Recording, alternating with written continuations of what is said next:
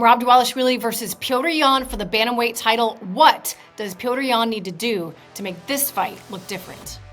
What's up, guys? Welcome to the UFC 323 preview one-on-one. As always, I am Laura Sanko, and he is, as always, Din Thomas. Are you never not D. Thomas? But actually, you sometimes aren't, because you do a lot of acting. Yeah, I do a lot of acting. In fact, I had an improv show this week. I hopped on at a bar. I did an improv show at a bar this week. So That's scary. How did that go? I would not have the guts to do that. Yes, you would. You just got to know how to play the games. You know. Yeah. It's not as bad as people think. It's really not as bad as people think. I mean, it can be. It can be extremely. I've done improv shows where they're just totally bombed, and you're standing up. You're like, somebody save me. I got nothing. Yeah. Well, good deal, man. We've got some holidays coming up, so we wanted to get this preview out lickety split on time. We're getting you first. That's how we've been doing it lately. And guys, before we get into this breakdown, a couple of things off the top, as usual, okay? First and foremost, stay to the end of the video because we've got some comments that we took on our last video off of the top pinned comment. As a side note to that, for some reason, y'all really like to comment on that pinned comment having nothing to do with the forward-looking fight. You just keep commenting on what we did for that video, which is fine, but it's really not the reason it's there. The pinned comment is where we take the comments for the next video, so UFC 324. But regardless, we love hearing from you, so we appreciate you guys participating as always. And if you can, please click like and subscribe because it really does help Dean keep this channel chugging along. Dean, main event, UFC 323, Merab Dvalishvili versus Petr Yan. I feel like we just saw Merab fight. What did you think when they announced this? He's wild. He's wildly wild. He's wildly entertaining, and he's a breath of fresh air to the fight community. A guy who's willing to step up, a guy who's willing, he doesn't like to politic. He's willing to fight anybody. He's not talking about jumping up weight classes and doing those type of things. He's just like, yo, just give me fights. I'm loving what I'm doing. He fights injured. He fights no matter what the circumstances are. He fights whoever they put in front of him. In fact, not only does he fight whoever they put in front of him, he calls out the next best guy, which is something that a lot of guys don't do. A lot of guys like, nah, you don't deserve a shot. It's like, dude, come on, man. Like, I get it, you the champ, man. But then when you start talking about who deserves it or not, you are actually, to me, just kind of minimizing your value as a champ. Mm-hmm. So, but Merab is different, and he's a breath of fresh air, and I love him to death. As you were describing that, you know what popped into my head? You remember that game? You're a little bit older than me, but not that much older than I am. Remember that Hungry Hungry Hippo game? Yeah. Where he's just like, he's just eating the division, just like taking it, you know? It's crazy to watch what he's doing. And he's actually going for a record number of defenses in a calendar year. This would be 4, which would be absolutely ridiculous. Just like help us understand the context of that, how crazy that is. Well, the hard part about understanding how difficult this is you can't really measure how good a division is compared to other divisions.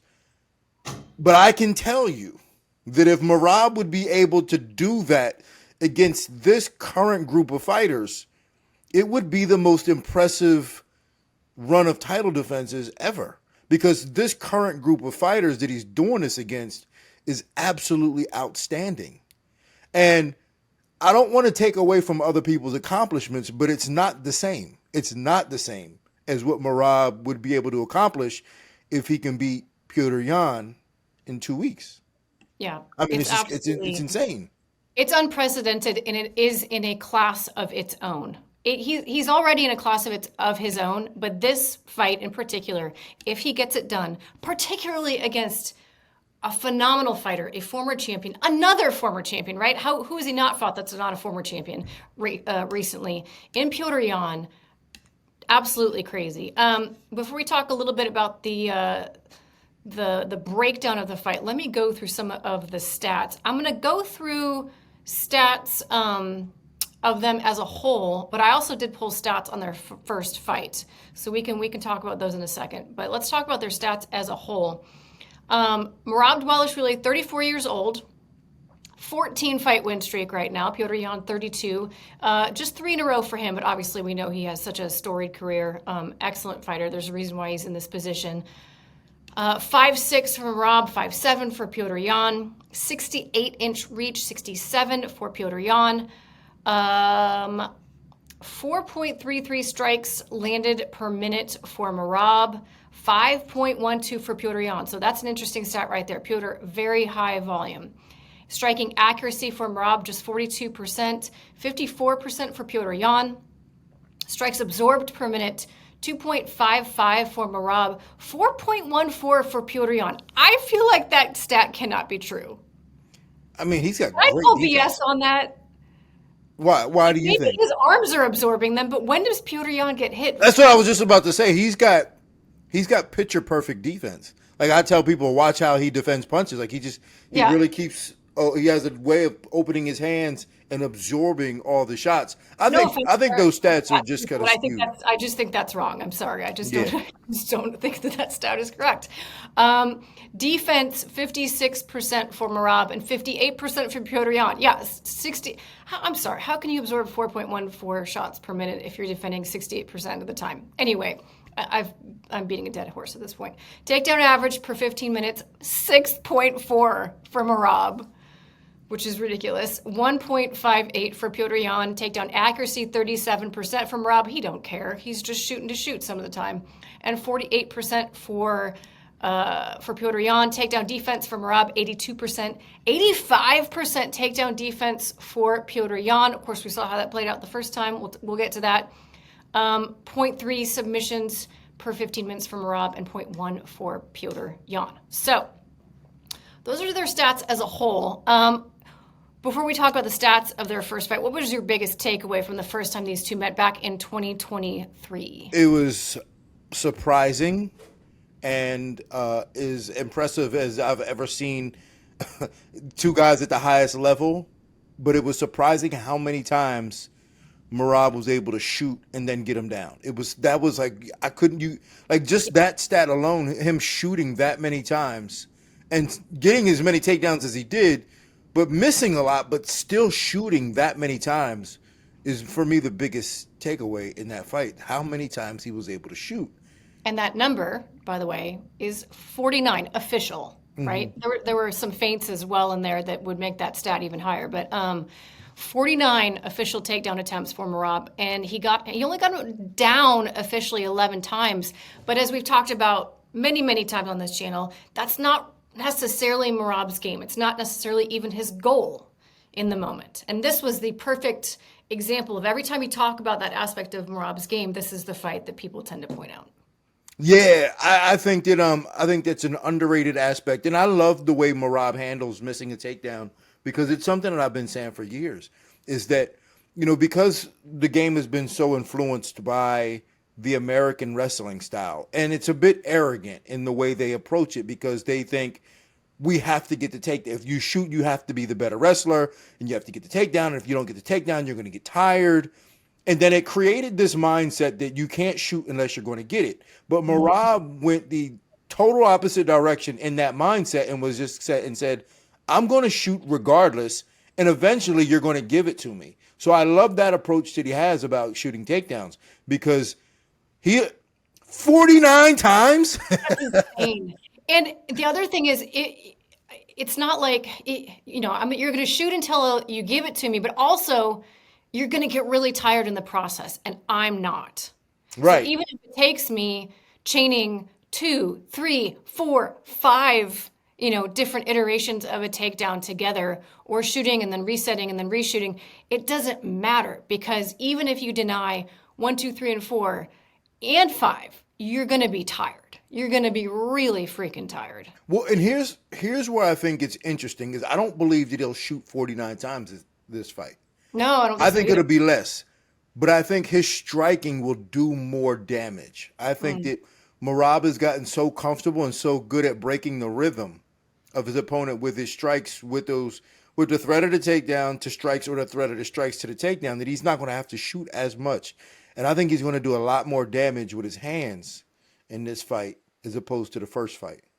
I rewatched the first fight, and it was crazy to me how much Merab has grown since that fight in the striking. Like, there were just some things he was doing, getting a little off balance, like, you know, just not moving out of the way of a jab. Like, he would strike and then, and then still be there in front of Petr Yan.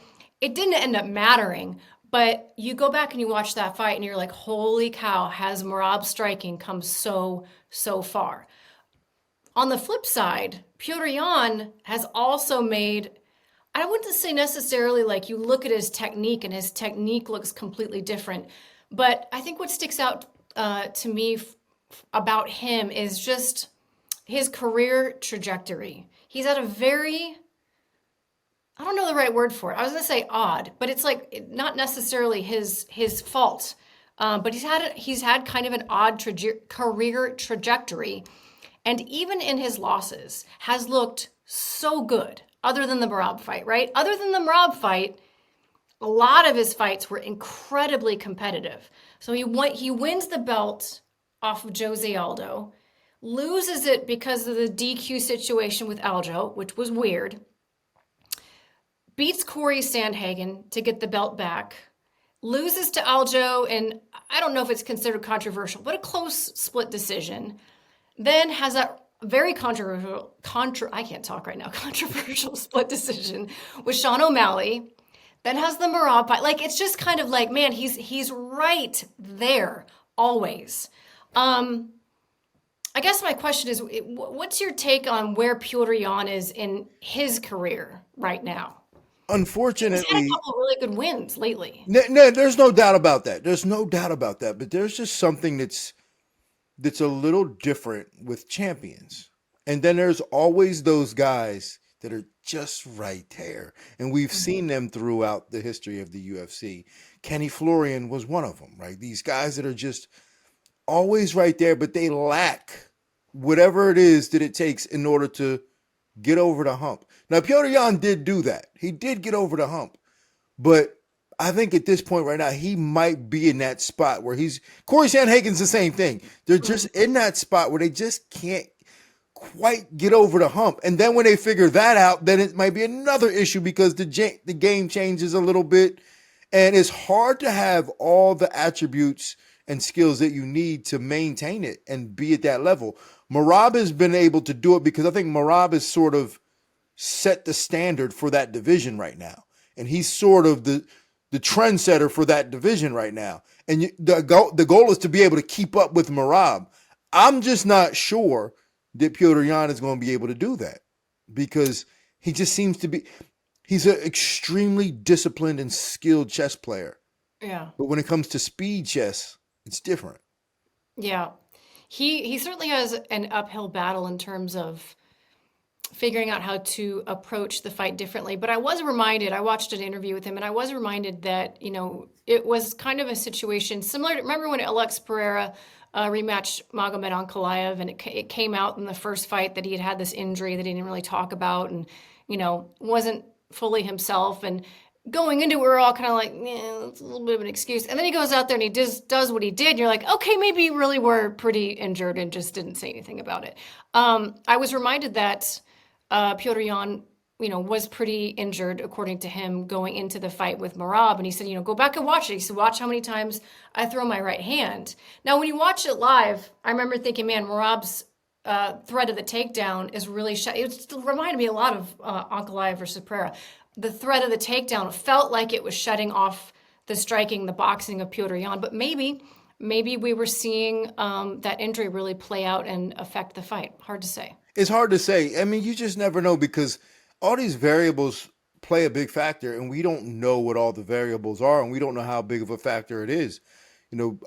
I'm more willing to suggest that Petr Yan is such a dog that it might not have been as big a factor as he's suggesting it is, because I still think that he probably, as a dog, was throwing it. I still think that he might have just been thrown off by being shot on 49 times. That'll have that effect. Yeah. That'll have an effect on your right hand more so than you're being injured, because I have a feeling that if Merab didn't shoot 49 times, a guy like Petr Yan is going to throw that right hand. Do you think that there's a possibility that it would be a mistake for Merab to take a different approach, to be like, you know what, my striking has come so far. I'm able to stand with these really good strikers in the division. Maybe I trust myself on the feet against Petr Yan. Because in the first fight, it was clear what he was trying to do. He was not trying to stand Petr Yan, and there was no, like, you knew exactly what his game plan was. So there's an aspect where it's like, okay, now there's perhaps a bit of a mystery with the game plan, but is that a mistake? If you were so dominant in terms of controlling the fight by the threat of the takedown and the takedown itself, do you change that? No. Well, I don't think Merab is wired that way. I don't think Merab is wired that way to believe, my striking's better now. So, and this is a mindset that a lot of fighters have had too. It's like they go in thinking, I'm going to strike with him, and then if that doesn't work, then I'll start to take him down. Or if I'll strike with him, then when I get hurt, I can shoot. And I don't think Merab subscribes to that mindset. I think Merab subscribes to a mindset that is incorporating all the aspects of the fight game all at once, regardless of the situation. So when it's an opportunity to strike, he's going to take it. If the opportunity calls for a shot, he's going to take it. I don't think there's separation at all in the way he's thinking about approaching the fight. Not in terms of, well, I did better striking, so I'm going to strike a little more with him this time. Mm-hmm. I think he just sees whatever the opportunity is, and he takes advantage of it in that moment. Petr Yan has some of the best boxing in the division, and defensively is a guy that you always are going to point to in terms of his guard, his awareness, his responsibility with pulling his punches back properly. All of the things that a striking instructor would want you to be defensively are what you see when you see Petr Yan fight. What do you feel like he has to do differently though to make this fight look different? I mean, that's really what it comes down to, right? What does he have to do differently to make this fight more competitive? So I'm going to put on my coach's hat, and I'm going to tell you what I would do with him if I was training him. That's why I pay you the big bucks. Oh, well, and this is what I said about everybody who fights Merab. You have to offensively wrestle Merab. You have to offensively wrestle him, because what happens is you're allowing him to always dictate the terms, which in turn allows him to dictate the pace. So you're not only focused on the terms of is it up or down, but he's also dictating when he's doing it. So the pace is always his. But you have to offensively wrestle him. Now, we know Merab is not as clean in any area as Petr Yan. So Petr Yan can wrestle him first and get him off balance. He'll be able to find better punches in them exchanges because he's the one dictating the wrestling. But if he's going to be on the defense the whole time and try to catch him, there's a possibility that he can, because he's always in great balance. But it's not as likely as if Petr Yan is dictating these things. If he's taking shots and feinting shots and getting Merab to react to him, he's going to have a better chance of getting that, I don't want to say lucky shot, but the shot that he's going to need in order to change the course of the fight. But you have to offensively wrestle Merab so that you can start dictating more of the sequences in the fight. And in order to do that, I feel like he's got to go out there and, a lot of times Petr Yan, because he's so good defensively, he'll take his time at first to make reads, because he wants to download all the information, check out your habits, figure out, okay, when I do this, this happens. When I don't do that, this happens. And then he'll kind of put the foot on the gas, because he can take a whole round just hiding behind the guard and know that he's not going to get knocked out, not going to get hurt. I feel like in this fight, he can't even though it's 5 rounds, he can't give that round away to Merab, because Merab is such a momentum thief. Yeah. That he's got to go out there, in my opinion, and get in Merab's face. And like you said, not just get in his face with the boxing, but get in his face and make it a real mixed martial arts fight. He's got to wrestle him, and he's got to do it in a way where Merab is afraid, or not afraid of, but is threatened by the takedown. And not only just take him down, but like punch him when he's defending a takedown.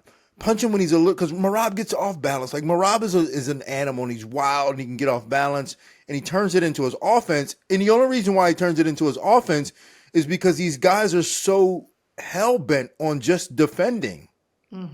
So like you're like defend up here, defend the shot, defend up here, and Merab is just mixing it up. But if you get him off balance and you're in position, and Petr Yan is rarely ever out of position, and if you can stay in position while he's off balance, you'll find the shot you're looking for. But you gotta offensively wrestle him. No one does it. Yeah. I watched, and actually, to your point, I'm trying to remember. I got in trouble doing this at the last video. I misremembered Islam Makhachev getting knocked down, and I got roasted in the comments because I'm sorry, guys, he slipped. He did slip off of a punch, but you're right, I misremembered Against it. Moicano? Yes. Yeah. He fell. Moicano, listen, my own boxing coach, Howard Davis Jr., Olympic gold medalist in 1976, used to say, you threw a punch, he fell, that's a knockdown. There you go. There you go. Well, anyway, guys, I'm so sorry. I beg your forgiveness. I misremembered. You're right. Anyway, I was about to possibly misremember with this one, and now I can't even remember what my point was going to be. God dang it. Merab, I don't know. Anyway, let's just move on. It probably wasn't that great of a point anyway. So the UFC sends out the countdown to the broadcasters early. They send it what's called a screener, so we get to see it before the public does. And I was watching it. So you guys haven't seen this yet, but they gotta be so like, what are we gonna talk about with Merab? Like, because they're trying every time they do the countdown, it's like it's all about telling a story, right? It's about telling the story of who this fighter is and where they come from and like how they got to this moment. And it's like, we just saw Merab 2 months ago. What are we going to tell? So they focus a lot. This is so funny. He got gifted a G-Wagon. So the theme for this countdown is Rich Merab. It's Merab with his brand new G63. No it's kidding. Merab with his watch. It's Merab with his supplement, sponsorship, and it's so funny because I was just like, man, they're really having a hard time coming up with storylines that are fresh because they talk to him every 2 months. Well, I think Merab is enough of a character that you don't have to fabricate a story. Just follow him. No, just follow him. Just follow him and let him do what he does. Like he's so spontaneous that I think he would give you something. The fact that he's got money now is like, I don't like. I mean, I like it, but I don't want him to flaunt it. I like Merab the way he was, man. This hardworking guy from Georgia who hands are calloused, nose is crooked. I like that Merab. I don't want to see Merab with a brand new bedazzled watch. I don't want to see it. I don't think it'll change him. I genuinely don't. I think he's too grounded of an individual to let that I don't know, change who he is. It does beg the question though, talking about like the number of times that they have to film him for countdown. At what point, we talk about this with everybody else, right? We talked about it with Izzy, maybe to some extent Kamaru, but Pereira is a possible example. When does this championship schedule or schedule in general catch up to somebody? He's the exception problem, man. to every rule. Yeah. But when is he not? At 35 as a bantamweight. I think he's still good at 35. I think he's still good to go. He takes care of himself. He doesn't seem to be slowing down, but it's still a numbers game. I mean, you do something enough, it catches up. It's still a numbers game. And that's what makes this whole fight stuff so interesting, is because of like these small little variables that have these big changes. And it could change it drastically. Like 4 championship level fights in a year is crazy to think about. Most guys, champions, do about 1.5. Mm-hmm. Some of them 1, some of them get 2. So I'm going to put an average of about 1.5. He's done 4 against the next best guy in the division to prepare for that. And the fact that he's such a, the way he trains, he's such a buzzsaw. It's crazy. And most of them are decisions too. I know, it's not like he's going out there just finishing guys. Yeah, Ronda fought a lot because she had fights that were 30 seconds long, Merab is in, I don't know that I would necessarily call them all wars. They're not really No, he's beating guys down. But it's a lot of still a lot on the body to have 5 round fights over and over and over again. Obviously, he got the finish against Sean O'Malley, so that one doesn't include. But in general, it's a guy who's, man, he is putting in his time. Yeah, I mean, it's definitely something. We're living in a time right now with some guys that we're blessed to be watching live. Merab is one of them. Merab Yeah. is one of them guys that we're going to talk about for a long time, and we'll appreciate him a lot more when he's gone. Is he the best bantamweight in UFC history? Yeah, for sure.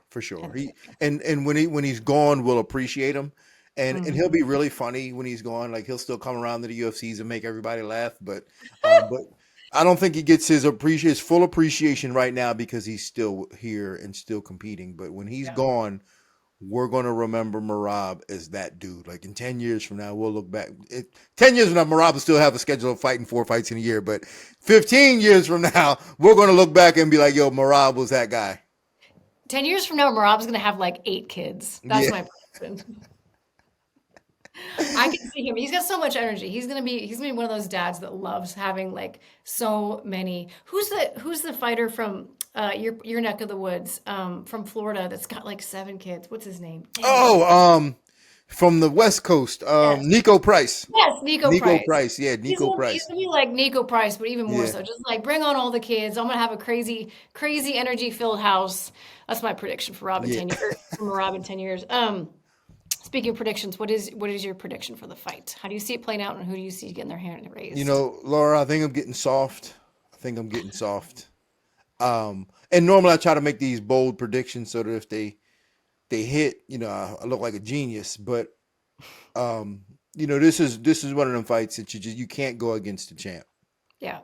You can't go against the champ. You got to go with the champ.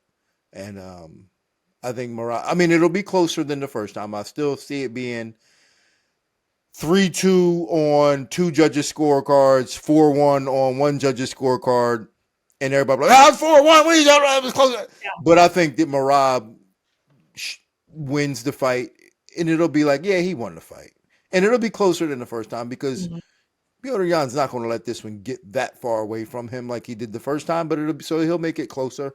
But Merab, you can't bet against him until you see him. You see him like really lose in a way where it's like, oh, he's human.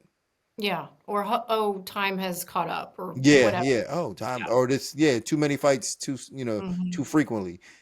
I can't bet against Merab in this fight. Not at all. Yeah. I agree. That's a bet very few people I think are going to take.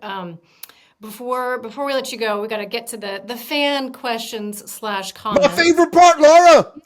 Yes. I should have given this to you ahead of time, Dean, because there's a question in here that is a little bit off the top of your head.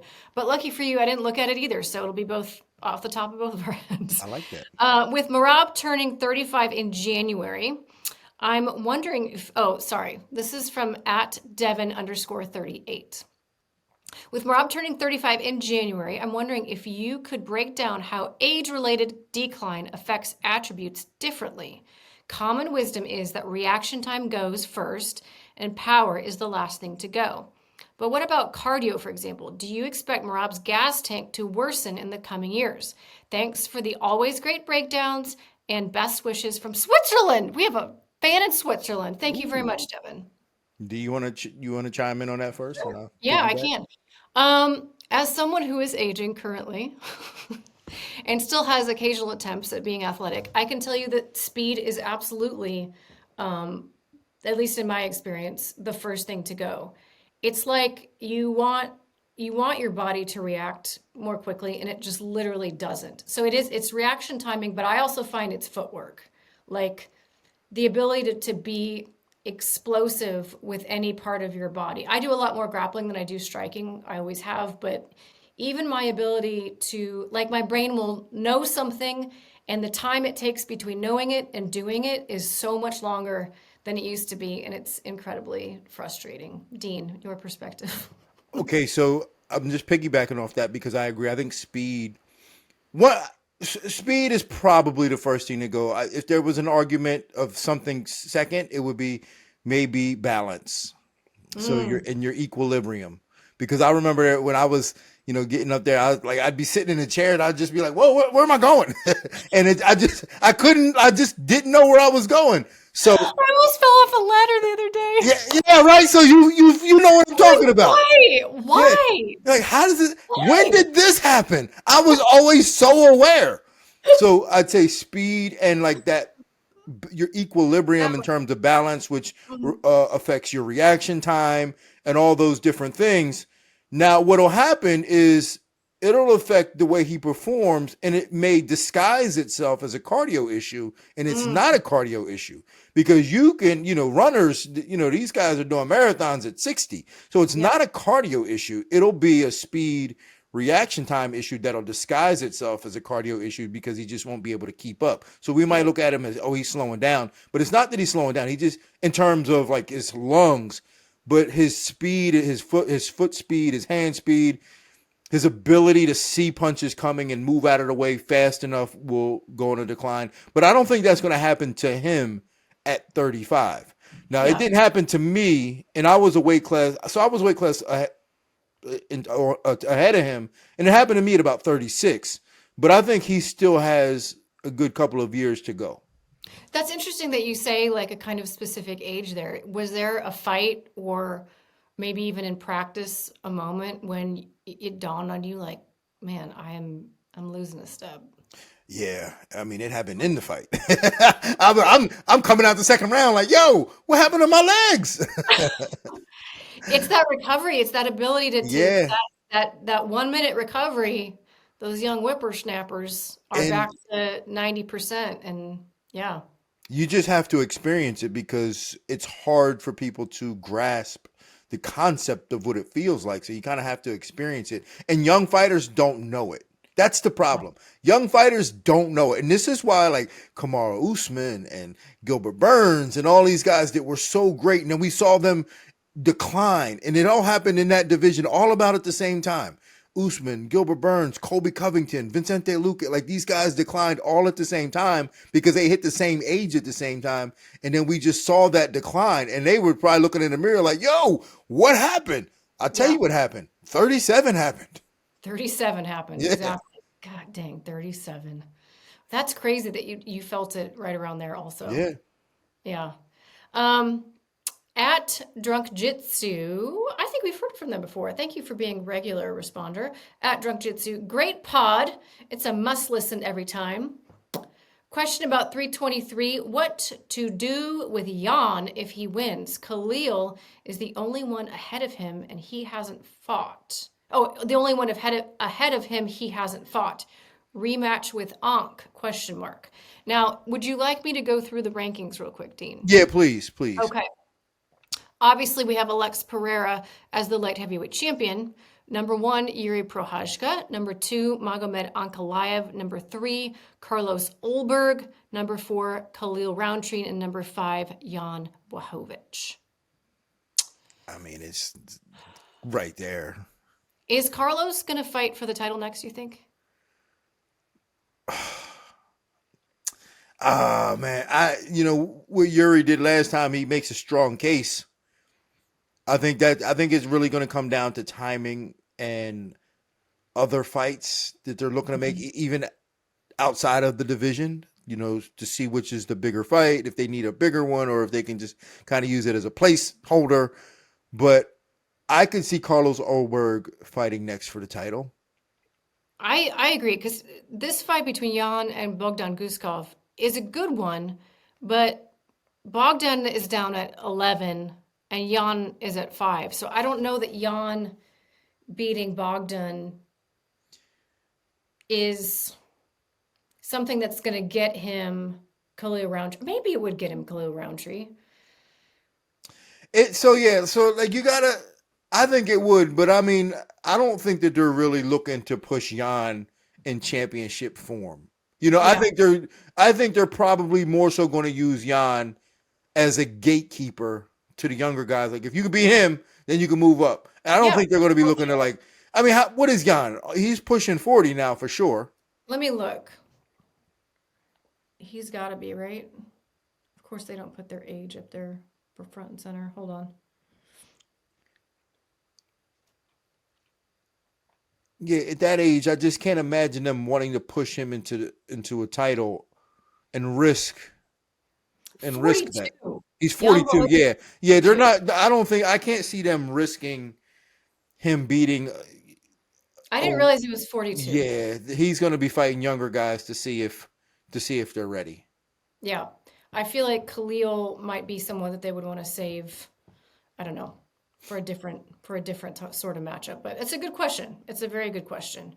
Light heavyweight is at an interesting point right now, but I think Carlos Ulberg is the most interesting piece in that entire puzzle personally, and Yeah. not just because he's not. I mean, so I'm thinking maybe even Jamal Hill when Mm-hmm. Jamal comes back against Yan. That's a fight that I think that makes a little more sense. Or you're Yeah. just constantly putting him against up and comers to see if they Mm-hmm. can get past him. Yep. I like that fight a lot. That'd be a good one for Jamal to really solidify if he belongs at the top of the division still as well, Yeah, right? Like, that'd be yeah, a good test for both of them. See, Dane is solving all the world's problems right here. got Love you. it. Guys, we appreciate you as always watching our previews and breakdowns. Thank you so much. Hit like, hit subscribe. Of course, check out the other videos on the channel. For Dean Thomas, I'm Laura Sanko, and we will see you next time.